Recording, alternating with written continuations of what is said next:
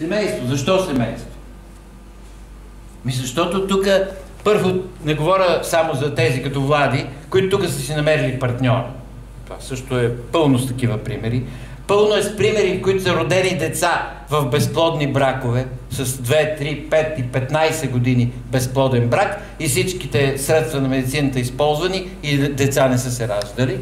Да, сега се тича масово на инвитро, само че инвитрото какво прави с организма на жената, няма да коментирам.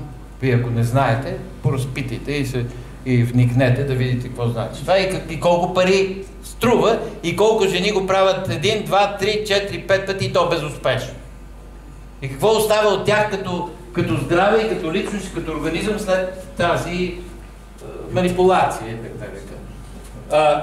Естествено, аз не го отричам, само че в компания Виждане има хиляди родени деца на база това, че са намерили акъл, ще кажа. За пари не говоря.